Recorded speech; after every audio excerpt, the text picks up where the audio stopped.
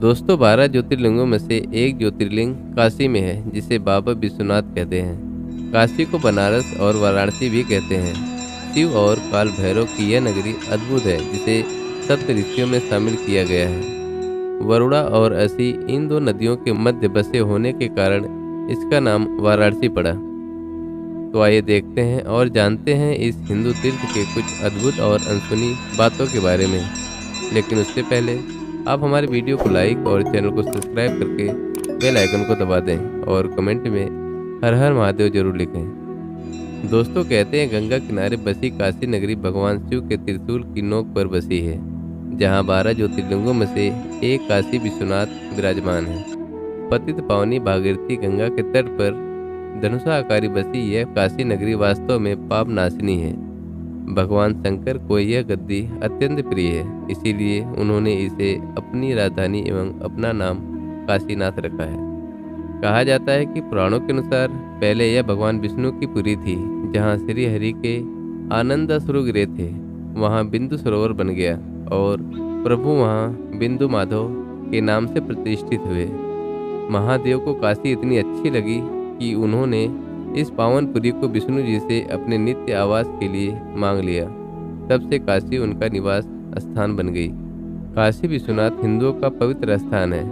कहते हैं कि विष्णु ने अपने चिंतन से यहाँ एक पुष्करणी का निर्माण किया और लगभग 50,000 वर्षों तक वे वहाँ घोर तपस्या करते रहे।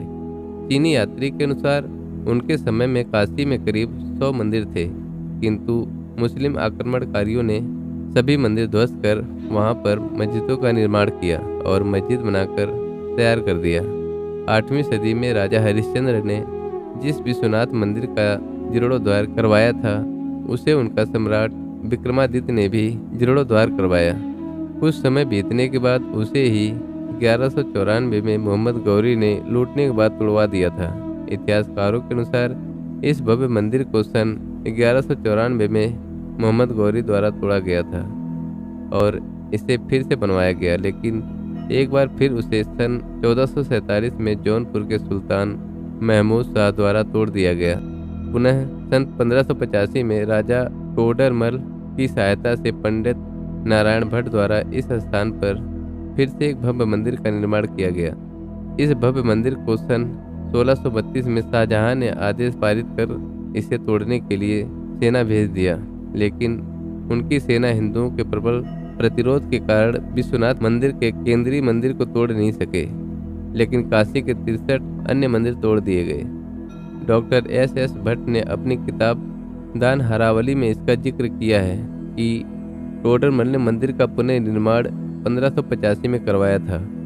18 अप्रैल 1669 को औरंगजेब ने एक फरमान जारी कर काशी विश्वनाथ मंदिर ध्वस्त करने का आदेश दिया। यह फरमान एशियाटिक लाइब्रेरी कोलकाता में आज भी सुरक्षित है।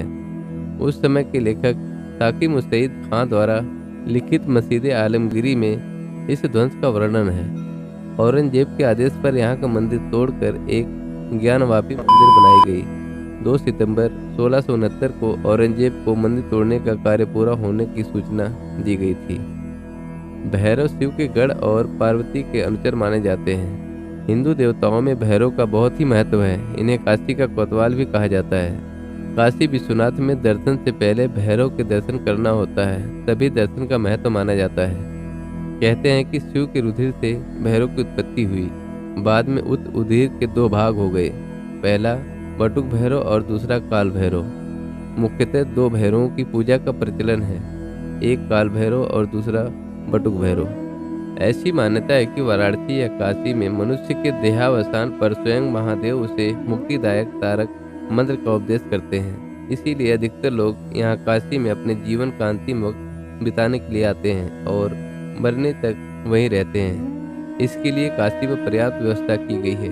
वाराणसी कई शताब्दियों से हिंदू मोक्ष तीर्थ स्थल माना जाता है। शास्त्र मतानुसार जब मनुष्य की मृत्यु हो जाती है तो मोक्ष हेतु मृतक की अस्थियां वहीं पर गंगा में विसर्जित की जाती है। यह शहर सप्त मोक्षदायिनी नगरी में से एक है।